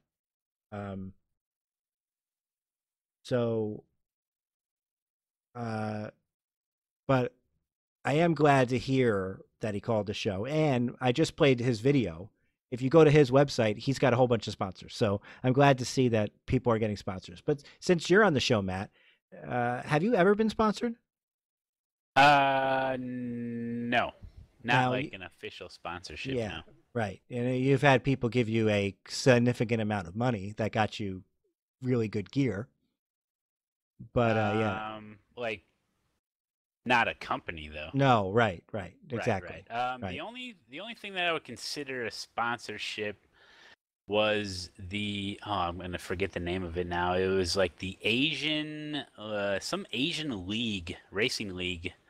Oh gosh, this was years ago, and he was really excited, and he wanted me to race in his league, and he paid me to race, and it was a broadcasted league. Yeah, it was broadcasted. This is years ago, and it was like the problem with it was I was all for it, but the issue was it was like 7 a.m. My time, so it was really tough to be competitive when you just woke up. Do you know if he paid Jimmy too? Yeah, no. I just I've been really I don't really like the idea of it, but I'm open to it. I would just have to hear the details, but it seems I wouldn't want to be like pigeonholed into anything. No offense to pigeons. Well, yeah, exactly. You just don't want to tip the apple cart when you have a good thing going. You don't want to, right, and don't want to upset anybody. Is it like, oh, will you sponsor me in the certain I don't know, in IMSA? Oh, I want to sponsor you in IMSA. Oh, now I have to freaking race IMSA like competitively, or now I have to spend all my time practicing, and no, I'm not for that. If I wanted to if I wanted to go like road to pro for like GT3 or whatever, then I might think about it, but I'm just not. There's so much iRacing has to offer that I can't pick just one, so I have to race it all, and so I'm not going to be super competitive with just one thing. But hey, man, the opportunities for people are out there for sure. If they really dedicate themselves for one particular type of a series or a race, then I mean, from what I've heard, the door opens up pretty good if you if you can really show that you're dedicated and you want to do something with it, then people will be more than happy to work with you. So I've heard. Well, I bet you could have got your pedals if you had reached out. That's my problem, is that I don't reach out. I just because I don't, like I said, I don't want to have to like. You got to be at your level with a pedal cam and everything. And now I feel obligated that I have to say good things about the pedals. Like I'm not right. that guy. That's how I felt too when I bought my Pheonix. I never even approached them because I didn't want to be in a situation where I didn't like it, because I'd never driven I never had a load cell before. I never had a wheel, anything like this before. I didn't want to be in a situation where I'd been streaming for years. People know what lap times I'm running. Now I'm suddenly slower.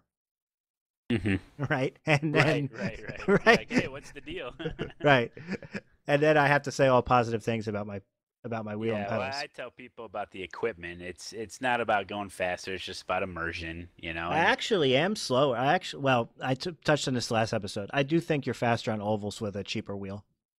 You were saying the 100-hour wheels and stuff. Yeah. Yeah, my oval ability, I would say, dropped when I got this wheel. Now my road ability increased tenfold once I figured out how the load cell works, and it feels very, very natural. So. Yeah, no, I hear you. Big ups to a larger wheel. That's right. I mean, I've been lucky enough to where I've been able to find a revenue outside of like an actual sponsorship, through Twitch, and if new equipment is needed, then new equipment is purchased, and it's and I can say whatever I want about the equipment because I bought it outright. With the help of the generous viewers, so you actually it's a pretty special position. Let me ask you this, Matt: Have you have you did a tax write-off for your sim racing equipment? This would be the first year. Samantha tells me I should, and I guess I'll try. I don't know. I use TurboTax. Can I put it? Can I put it in there? Well, yeah. No. I supposedly, you can write off all that stuff. I will look into it, but I have not done it yet. This would be because I bought the pedals. It would be in this year's when I file before April 15th of this year. So I have not done anything to wait, this you've point, never but it is filed a before? possibility. You've never filed before, is what you're saying? No, I've never filed before after buying equipment. Oh, I guess, see. Substantial Okay. equipment. Okay, I see. Well, Yeah, I wrote it off. Oh yeah? Oh yeah. Can I see your documents, please? Can I copy off of you? Just like Well, in school.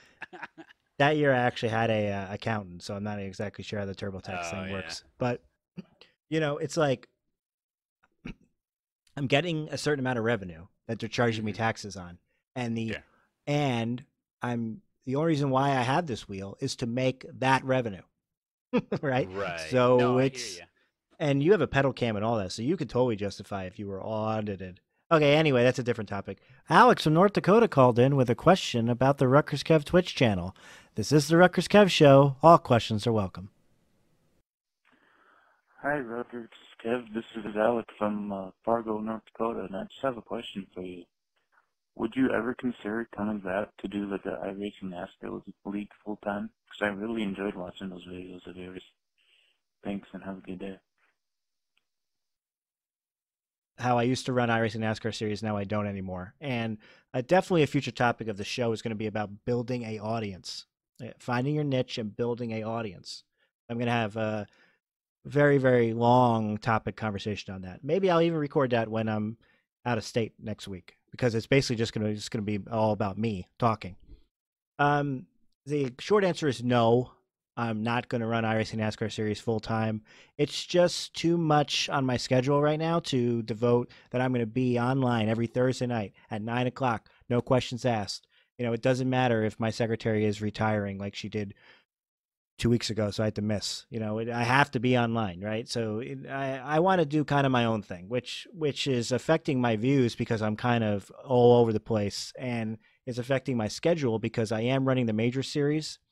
But that's 16 races a year, so people can't just know I'm going to be online at a certain time. So thank you for watching. Thank you for your question. Sorry to disappoint you, but I hope you like the content I'm putting out now. I think the podcast is fantastic, Kevin, and I think you got something going here. Oh, boy. Hot takes. Get your hot takes here. World Championship Hot Takes for sale. Free of charge. Get your hot takes here. Kevin, did you hear about some of the drama in the World Championship? NASCAR Peak Antifreeze iRacing Series ran their second round, and Ray Aflalla found himself on the receiving end of a pretty unfortunate bug on pit road. Yeah, so he tweeted out that his car didn't take on any fuel at the last pit stop. Now, you were broadcasting. You obviously didn't know what happened. So walk us through what you were seeing from a broadcasting perspective. Yeah, so anyone who didn't watch that race, Keegan Lee pretty much dominated. But one of the final pit stops, I think may have been the final pit stop, Ray basically came down pit road from, I think, third on the racetrack, hit the pit boxes, car dropped off the jacks. He was the first car off pit road, so he jumped a couple spots, and we were getting ready to see three-time lead a handful of laps. And unfortunately, apparently he hit a bug while on pit road, and the car didn't take any fuel. So, considering, Kevin, the situation with that championship, with drop weeks being really important, he still drove his way up near the front. I think he finished 6th or 7th, but talking a potential win being taken away over pretty much a software, it's really unfortunate for Ray. And we know it's software. When Ray tweeted that his car didn't take on pit stop, I actually asked him if it was a bug or if it was user error, and he said it was a bug. Then he clarified with me. He actually said it's a well-known bug in iRacing. I've never experienced it before, but he says that when you come down pit road, sometimes the fuel will auto select. So if that's been a known bug, has been going on for iRacing for a long time, man, that's pretty disappointing considering the amount of money involved. These guys, Go ahead. These guys do have a chase, right? So if you win a race, then you're in the chase, Yeah, I right? think so. Okay, I think we can pretty much pencil in Ray Aflalla to win a race this year. So There's a risky prediction. yeah, so it's probably not going to be the biggest of deals in the grand scheme of things, but it is, again, another disappointing aspect. But, it is one out of those things. I mean, we are sim racing. There's virtual gremlins. There's obviously pit road errors in real life. The uncontrolled tires and the like. Yeah, and pretty good show to see him coming back from 33rd to, get 6th or something. Yeah, he drove from literally basically last of all the lead lap cars up to a top 10 finishing spot. Like I said, that was basically the last pit stop of the night. I think he did that with about 50 laps. So, he was moving through that field. Had some help with cautions, but overall good recurrence from Ray. That said, I have seen a similar bug. In fact, we've encountered at Team Chimera sometimes where things like tires will get unchecked, or when you're coming down for pit stops, or sometimes stuff will get checked. One thing, if you guys are unaware, if you're ever doing like a Blanc Pond or an IMSA race where you're not going to want to take tires, if you ever have to get out of the sim, maybe you want to change something in the setup, or maybe you saw you did something wrong, you get out of the car. If you do this after you uncheck to change tires, when you get back in the car, it will actually redefault to a default pit stop. So you'll have to reset the fuel and reset the tires. A teammate of mine caught himself out with that at Bathurst. That's not so much of a bug. The car just always auto defaults when it resets to a full stop. But we've been on the receiving end of that as well. And just touched on something. So Ray posted a picture of his car, and we didn't get a chance to talk about super setups, so we just don't have time this episode. But Landon Castle tweeted in response to Ray's picture, them right front likes a lot of negative camber. And if you look at the picture, it just doesn't look realistic. Let's just leave it at that. All right, Randy, where are we going to next? We'll go to SDK Gaming, and this is something that stirred up a bit of controversy in the past year, and I've already I've become, I think, a little infamous already in this podcast for throwing out some fire and throwing out some shots, so I'm going to continue the trend. For those who were anywhere in the loop last year, and this might get a little bit overly newsy, but we'll recover. There was a bit of drama in the World Championship Grand Prix Series with a bit of software that is being run by some of the World Championship level teams. Now, they're actually modifying inputs into the sim. I mentioned this. Which teams? Apex. It was Apex. And some drama came out. A couple members left that team. I believe it was Simon. Did people Cody. not know they were running this software? Well, it wasn't super it wasn't easy to tell. However, some of them still have like onboard videos from the races where if you listen to their launches as they leave the line, it's like consistently they're at the optimal RPM the entire time. So for those who are curious what all this entailed, and I'm 100% sure of this, by the way, I have several sources who got me this info. It's been talked about within the Pro Series for the last year. And now they bragged about it, so it's open. Well, yeah, and I'm saying with 100% confidence that this happened. What this software is capable of was auto clutch releases, so launch control, traction control, ABS. Basically, it modified all your wheel and pedal. I don't know if it modified wheel inputs, but I know it modified pedal inputs into the sim. You had the ability to set up button macros to set up setups changes. So, in some cars you have ABS and whatnot. It's not a big deal. But when you're talking about like the F1 car, where you have different things like differential adjustments, I think you have anti-roll bar adjustments. You have all these tools you can use in the F1 car to change how the car handles through the corner.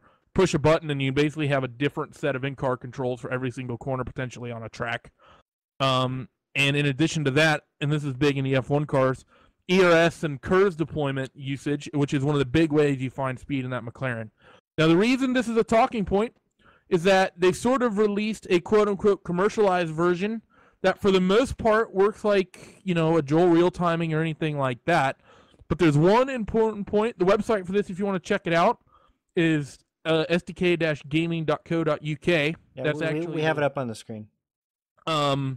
Is what they call the dual stage clutch, and this to me, Kevin, this is scary because it basically says right here, basically the way it works is you set your clutch to a bite point, and then from then on for a standing start, the software does all the work. It's not the driver releasing the clutch. It's not the driver doing any of that stuff.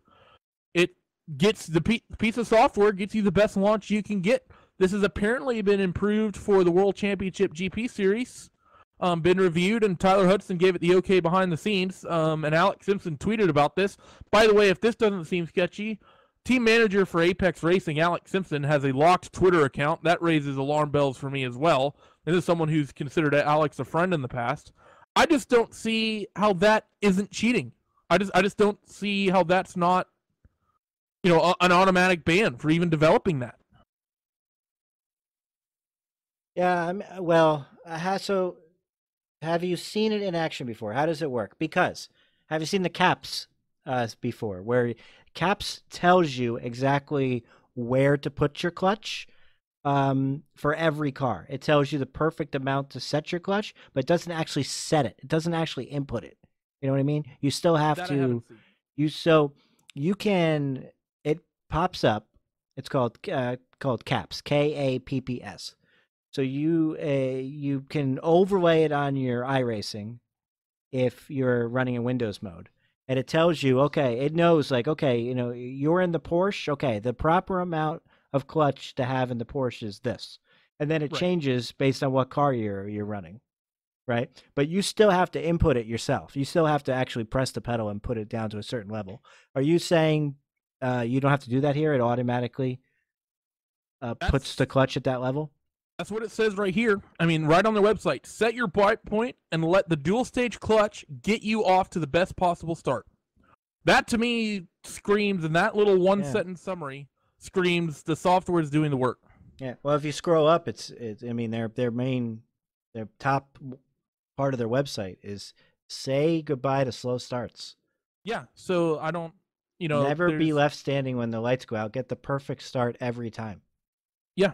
It's, it's is it legal because they have no other way to police it?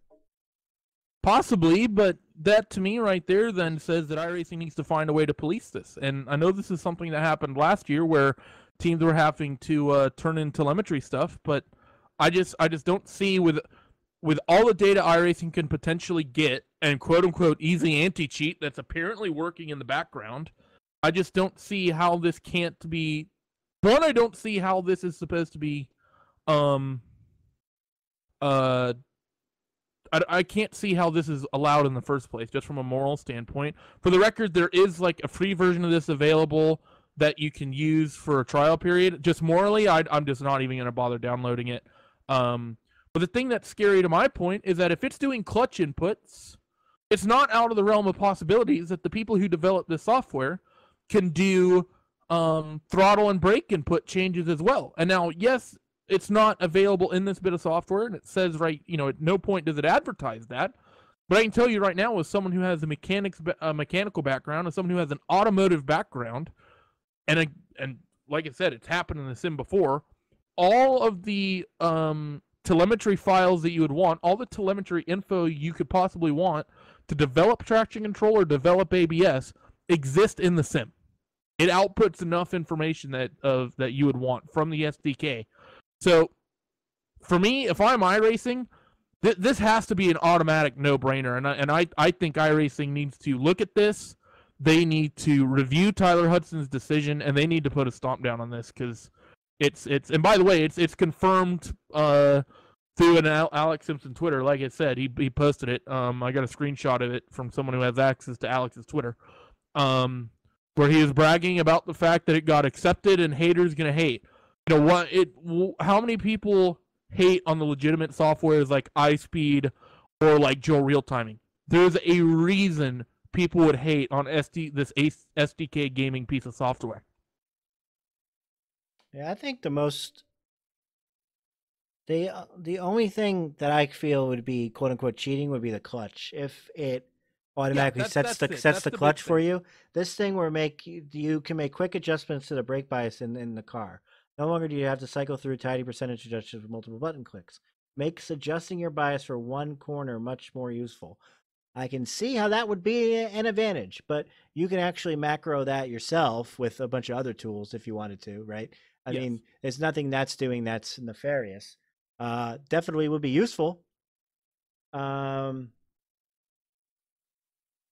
And just for the record, I agree with you. It's not the live timing that's an issue. It's No. not.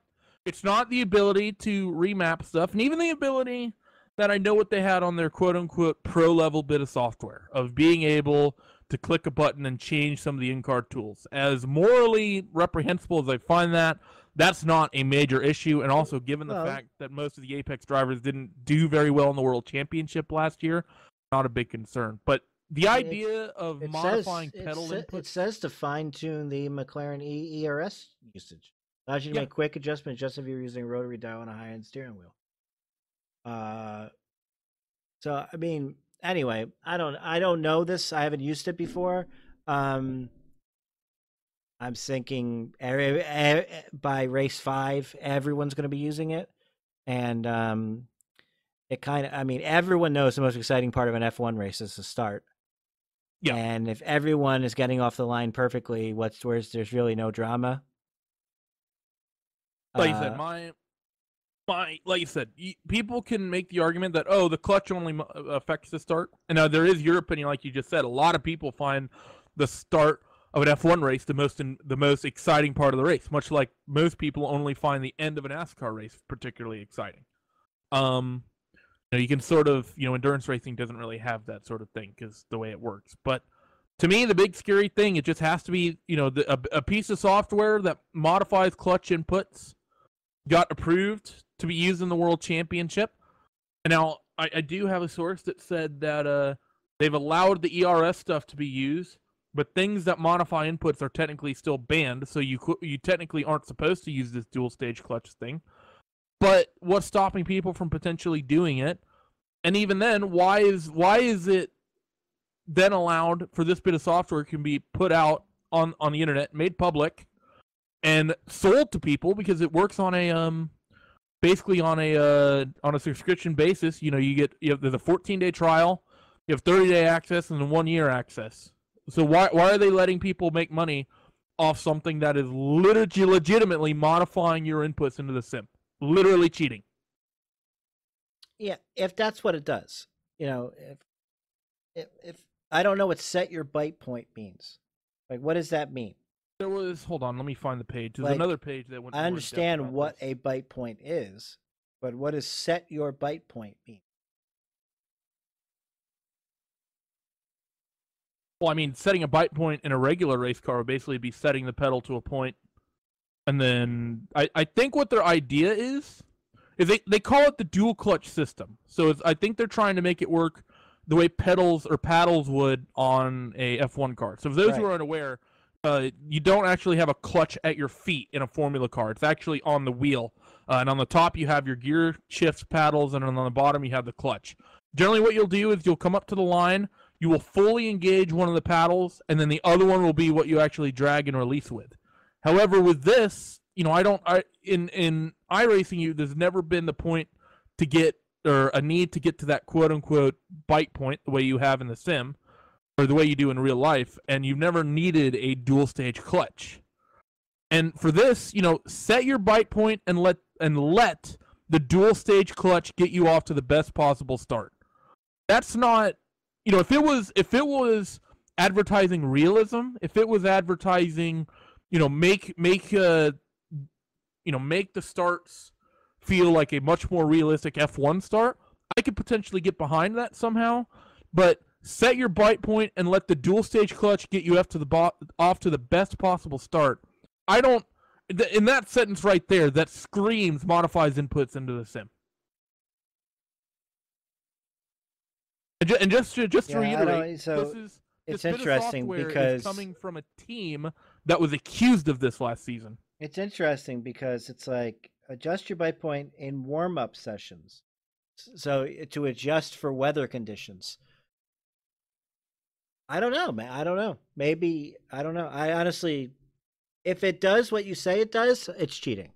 But there's such a gray area between all these third-party apps. I mean, is it cheating that I use this piece of software where I can talk it to my headset and tell it to not change tires, and it unchecks all the tires? That I can talk it to my headset and say to go up 1 pound of air pressure, and it goes 1 pound of air pressure, right?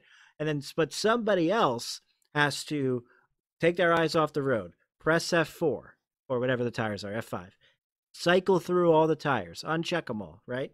Is that cheating?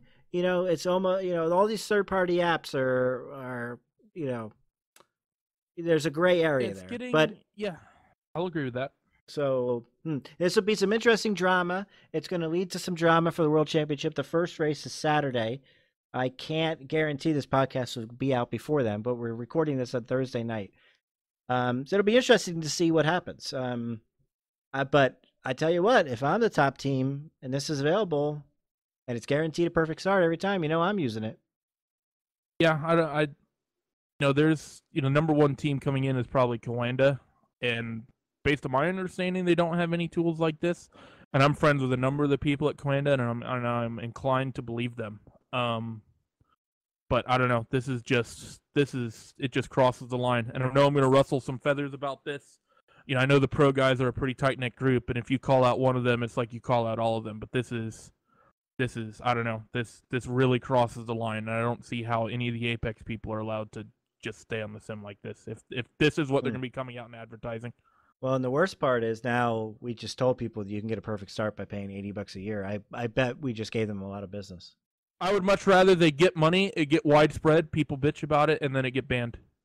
That's what I would much, because if it just stays into the depths of the Pro Series with the Apex guys that are probably going to struggle to hit top 5 finishes in the first place, then no one ends up finding out about it. I would rather people find out about it, have it get looked into, and then have it be gone in 3 months than have like a handful of people who know about it use it for maybe 1 or 2 years. Their YouTube channel doesn't have any content. They have a Twitter, Facebook, YouTube on their website. That's not much of a surprise. Their SDK Gaming hasn't tweeted, providing iRacing third-party apps. I think these things are still relatively new. For reference, also for reference for people who are like, Randy, why are you calling out Apex specifically? Apex's cars in the World Championship, and in Blancpain, for example, where they have to, in the VRS series now, where the teams are actually named. Their teams are named SDK Apex Racing, which everyone thought was a joke because SDK is basically what outputs the telemetry that they used to generate their software last year. And I thought it was a joke from people who left that team. Turns out it's not a joke, and they develop a piece of software and call it exactly that.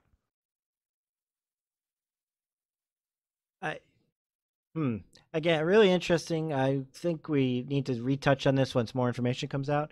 If I had a piece of software that gave me an advantage that I thought was anywhere in the gray area, why would I put it out to the public and sell it? So there's got to be more to this story than we know. So I'm not going to be as hard on them as you are. It'll be interesting to see what happens in the future. Okay, I think that's the end of this segment. Thanks, Randy. You're more than welcome, Kevin. I hope everyone enjoyed, or even if you didn't enjoy, my opinion. Hashtag shots fired. I found something interesting on the web I wanted to touch on. There's this guy who has a YouTube channel, Grand Prix Road Trip, and he has a website, Grand Prix Road Trip as well. Okay, it's myroadtrip.net. Okay, he has 36 subscribers on YouTube. Okay, and it's all about being a marshal. Okay, so he has Marshal Cam, where they're marshals on the side of the road and they flag, like blue flags for multi-class racing. Okay, he really likes being a marshal. Okay, so on his website he has why no sim flagging in sim racing on iRacing. That's what it's called. Say sim again, right? It says iRacing builds itself as the most authentic racing experience. It shows a picture of the cars at Daytona with the race spot broadcast. And then he goes, yep, this looks really realistic. But what's missing? And he shows another screenshot. There's no flag marshals. There's no flag marshals. What's going on? Why are there no flag marshals? And he says, and you would think that's a parody, but he's actually being serious. He says the sim flagging could be used as training materials for the real motorsport volunteers that want to get more involved in the sport but have limited access to a racetrack. If you only do one event each year, let's say the Singapore Grand Prix, I think it would be most helpful to practice on a simulator at your own leisure or through organized iRacing events to bring your skills up before the actual F1 Grand Prix. the value of sim flagging would be tremendous. Besides training, I think it would be a useful recruitment tool to get the young and young at heart video game players who didn't know it was possible to volunteer to try the real thing. Everyone wants to be a race car driver, but not everyone playing video games may be able to follow through with this dream. When it comes to flagging, a much greater percentage of motorsports enthusiasts that play video games could actually make the transition to real-life events. Volunteering is cheaper than racing, and it is theoretically less dangerous, and it's just as enjoyable as being on the track and looking at race cars up close and personal. Sim flagging, Matt. One, how would we implement this? Would you press a button? I am so 100% on board with this guy. This guy is tackling the big issues. Why are there no flag marshals? How the immersion is completely broken for me now until they get flag marshals in iRacing. As a training tool, how are they going to do this? Are they going to press the F button on their keyboard? Not only can you join now as a crew chief or a spotter, now I want to be able to join as a flag marshal on turn 2 at Daytona. People need to know about blue flags. Hey, look, would it be awesome? Would it be an awesome addition if you saw a guy waving a flag at certain turns when the yellow came up or a blue? Of course, that'd be a great addition. Can be used as a training tool? And no. You talk about nerds sitting in their basement playing video games. Imagine being a sim racing flag marshal for a 24-hour race. Oh, imagine! Oh my God! This is wonderful. I absolutely love this. I'm bookmarking this website. That's great. And that's our show. I want to thank everyone who called in this week. Remember the phone number, 732-965-8773.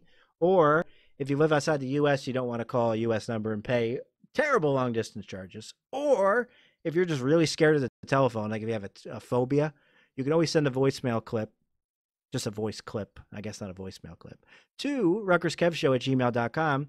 Or if you just have a general question for the show, just send me an email, RutgersKevShow@gmail.com. All right. So I want to thank Matt for being on the show.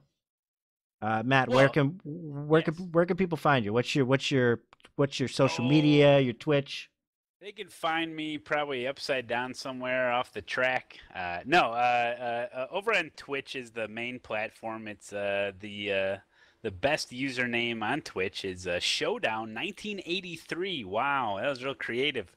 And then just use Showdown1983 for every other platform. If you're on YouTube, it works. Twitter, you can search Matt Malone. It brings up all the stuff. But yeah, weekdays over on Twitch is where you'll see me.